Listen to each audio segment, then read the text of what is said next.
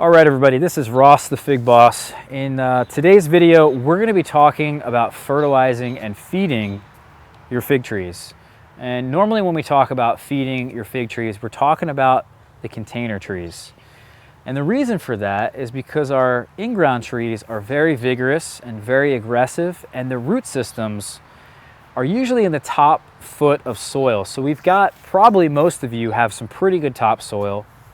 And also they're so aggressive that they go really far out, often 2 times the diameter of your canopy. So if your canopy is about 5 foot in diameter, you're gonna find fig tree roots out 10 feet away from the trunk of your tree, which is insane, right? They're very vigorous, very aggressive. They're always finding that nutrients that they need. That doesn't mean, however, that you shouldn't do yourself a favor and get a soil test.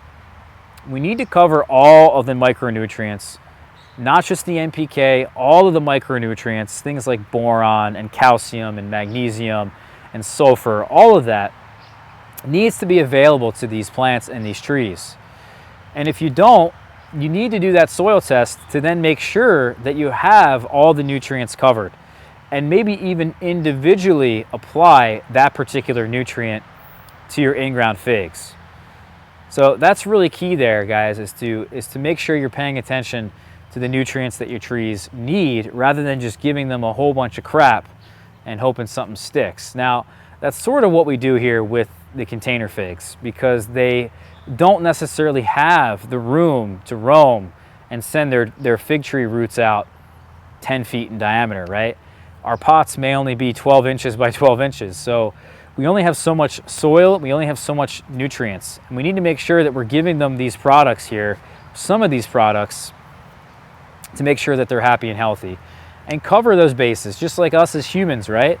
So if we're deficient, let's say, in a vitamin or a mineral, take vitamin D, that's gonna cause all kinds of health problems in our body. So it's the same thing with these plants. We wanna make sure that we're doing that, keeping our trees happy and healthy that way.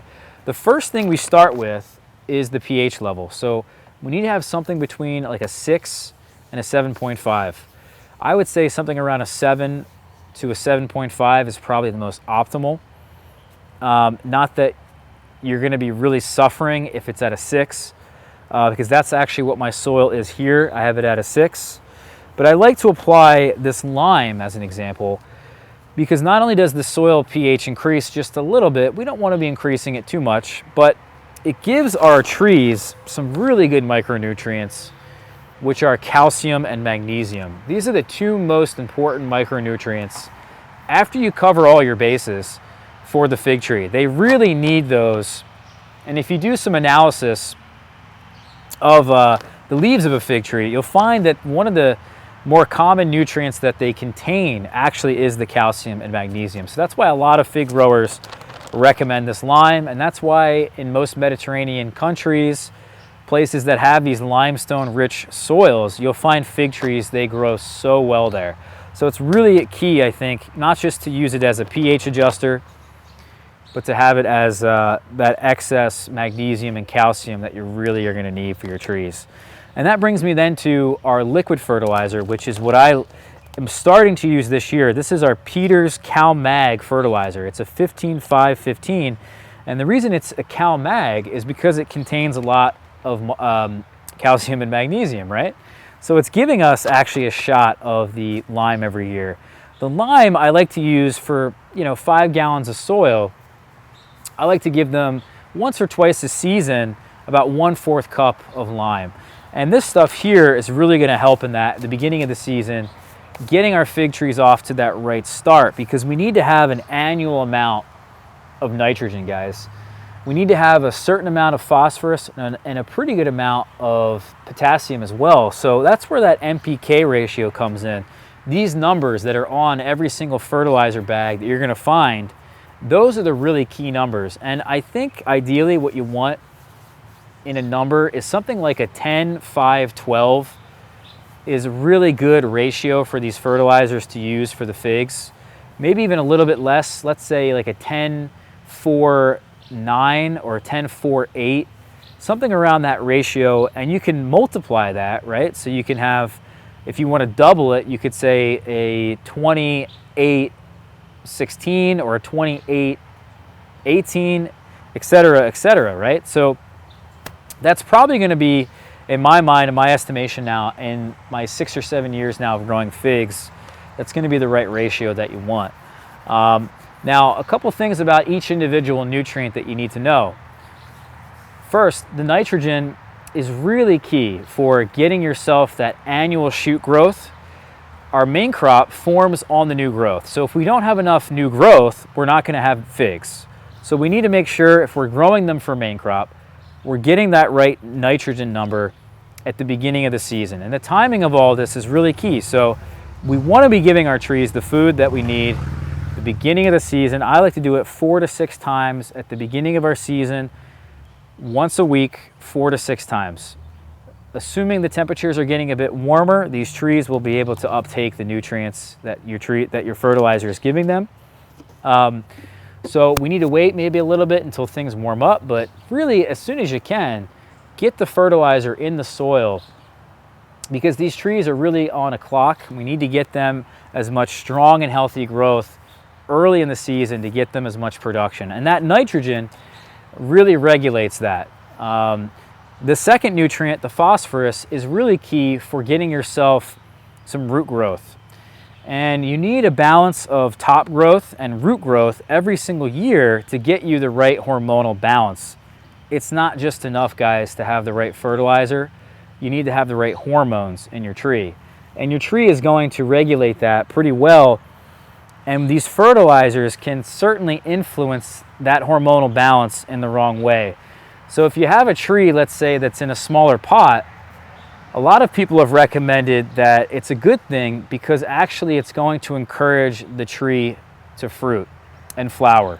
Because your root system's a bit constricted, it's not going to be searching out for all these different nutrients, because when you have a lot of root growth, you have a lot of shoot growth up top. If you have too much growth up top, you're not going to get the fruit that you want. So it's really important to actually have a certain amount of phosphorus, but really not a whole lot of it. The nitrogen really is going to control a lot of that and give you the production that you want. Yes, the phosphorus is going to aid a little bit in flowering and blooming, but in an ideal scenario, you really don't want this number to be all that high. And I've used in the past, for years now, a 9-45-15. And I'll tell you, I had very low results. I felt like I was wasting a lot of fertilizer in those numbers, because a lot of that is just not necessary. You don't need to have a phosphorus number that high. It's really great for trees that are young and need to establish themselves and fill up their roots of their pots very quickly. So I recommend that for younger trees, but for trees that are trying to fruit, you don't necessarily need all that number, all that phosphorus. You want the nitrogen, you want the potassium. Potassium is actually going to aid in the overall health of the tree, improving the immune system of the tree, and you're going to have much more success getting that strong, healthy growth that the trees need and the fruits need when they form. So it's really important to have, I think, this right ratio, and I highly recommend that you guys follow a similar ratio to what I'm recommending. Now, also, there's liquid fertilizers that we're using. Let's talk about the applications and how we use them. These are liquid fertilizers that are water soluble, meaning you put them in water and they will dissolve. And then we water in the fig with that particular water and fertilizer. It's the same thing with this Miracle-Gro. You can just get this at any old Lowe's or Home Depot. It's pretty cheap. It has actually a pretty good ratio. It's got all the micronutrients for the most part that you need. And this, believe it or not, is a pretty darn good fertilizer. And we're going to water that in, as I said, at double the application rate. So if you look at the application rates here for fruiting trees and outdoor plants, I double that, and I do that 4 to 6 times a year in the beginning of the year, and then that's it. I stop. And the reason for that is if we have too much fertilizer late in the season, we're going to have too much growth late in the season. We're not going to have lignified growth. The quality of our cuttings is going to be low if we take cuttings.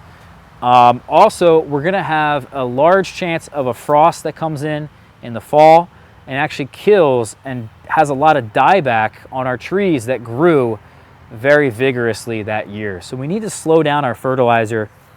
Too much nitrogen, by the way, is going to increase the cracking in our fruits and therefore lower the fruit quality in our fruits. So it's really important to not get too carried away, but as a general rule of thumb, guys, if I were to tell you that if you just feed your trees a lot, you're gonna see results. You're gonna have success. You're gonna have a really big tree. You're gonna have a lot of fruits on your tree. Is that really the definition of success though, to have a big tree with a lot of fruits on it? Maybe that is for you, but for me in my climate, I don't need to have a whole lot of growth, a giant tree at the end of the year, because I wanna have the highest quality fruits that I can produce. So I'm gonna limit the number of fertilizer that I'm giving these trees just to get them off to a healthy start, to get that fruit to form, and that's it. That's all I'm gonna do. I don't need to have 300 figs on one particular container tree because I wanna have them earlier in the season. And having them earlier in the season is gonna correlate to having them ripen at the right time to have the best fruit quality. So again, it's up to your point of view and however you wanna do this, your philosophy on this. You know, it's really all up to you. I'm just giving you guys the information and the tools. So another thing you can do is actually use another synthetic fertilizer called Osmocote. And this is just a slow release stuff here. This is actually called fluorocin that I use because it's cheaper in bulk. And it's these little beads that you often find in fertilizer that gives them a slow release of fertilizer over a longer period of time. So you don't have to really worry about feeding them. I would just normally take this at the beginning of the season, apply it on top of the fertilizer, on top of the soil, and that would guarantee that my trees are getting the feeding that they need all throughout the season. I just find that these particular products are not giving the amount of fertilizer when it's needed the most, and also this is giving it over a longer period of time that's completely unnecessary. So, and actually detrimental. So I don't recommend using this stuff for your fruiting trees. It's a pretty good idea to use this on your younger trees that are getting established because they're getting that feeding over a longer period of time and maybe a little bit more extra that you normally wouldn't. And that's what I've done here with some of these 5-gallon size pots, just so I can get rid of this stuff. It's mainly for nurseries and you know, longer applications, longer seasons than most of us are growing in. Now the other option is to get yourself something that's organic. It's up to you guys. I find if you use an organic fertilizer, you need to have a lot of it because the Mpk ratio is a 5-4-6 on this particular bag. This is a 15-5-15, so you gotta have 3 times as much as this to get this. And to me, it's just too expensive. I can't afford all this organic material. It's great for the health of your tree. It's definitely better than the synthetic stuff because this inorganic material leaves behind some salt, and that's not really good for the health of your soil and therefore the health of your trees. However, I don't really recommend this particular stuff. This is like a garden organic fertilizer here, and it's good for your garden beds. It takes a while to break down, but what you really want is that good direct shot of fertilizer quick. So what I recommend is actually a fish emulsion. And this is kind of just grinded up fish that they've turned into a liquid and has a lot of micronutrients in it. And usually it's got a lot of nitrogen in it, and it's really good for your trees, especially the long-term health of your soil. It's great. You're gonna see great results with that stuff. It smells, in fact, a lot of animals may dig through your soil after you use it, but I promise you it's probably the best stuff that you can use.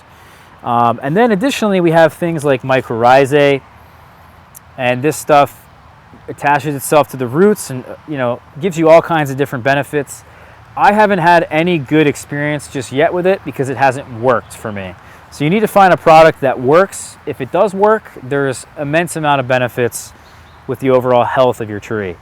Now, another couple products we're going to use this year is not just actually the 4 feedings, the 4 to 6 feedings this year of the quick release water soluble fertilizer, but I'm going to do a foliar feed this year of Dyna-Gro Foliage Pro. And this is just a 9-3-6, again has a similar ratio to what we want. It's going to give them a little bit of micronutrients, but this is really going to help with a nice shot of good fertilizer that we can get directly to the plants immediately. A foliar spray is more quick than something at the root level in the soil. So this is going to give them a nice boost very quickly. And I'm doing this simply because we're a bit further behind this year with our season. We just had a very cold spring, and therefore I want to give them all the help that they can get so that I can look at my trees and start pinching them and forming those fruits. And the last thing I'm going to do is actually Dyna-Gro Protekt. This is a silica supplement with some potassium. Potassium's underrated, guys. It's really great for figs. Highly recommend it. But what this silica does is something that is really getting a lot of attention recently. It's really great for the immune system of your trees and your plants. It increases the natural cold hardiness, disease resistance, pest resistance, makes them more drought tolerant, allows them to adapt better to heat stress. I mean, you name it, this is a wonderful, wonderful product. Just silica is a really good idea. And I used to use diatomaceous earth, for those of you guys who know. I'm moving over to this because I don't really like dealing with the diatomaceous earth. I think it's easier if I can apply this every month, and silica needs to be applied more frequently than you would think. So I'm going to use myself the sprayer here that we have, and we're going to foliar spray these trees actually now that the sun's dropped. And I'm going to be feeding them with a foliar spray of both the Foliage Pro and the Dyna-Gro. And the Dyna-Gro we're going to use once a month for the entire duration of the season.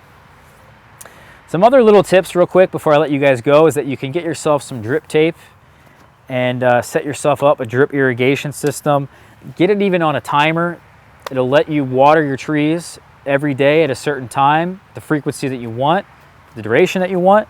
And then you can hook up a fertilizer injector, and a fertilizer injector is going to actually inject the fertilizer into the drip tape, giving that fertilizer directly to your trees. And that's a pretty, next level thing you can do, but it saves you a lot of time in mixing the fertilizer and feeding each individual tree by hand. It's a lot less work that way. Also, I recommend you guys get yourself a pH tester here. If you're not going to get yourself a soil test, get yourself a pH monitor. You can stick this into the soil. Take care of these things, and they may last you a bit longer than some of these other products. And then you'll be able to know what your soil pH is at if you need to do any sort of corrections. Maybe you guys have some fig mosaic virus. Maybe you have some good deficiencies in the leaves.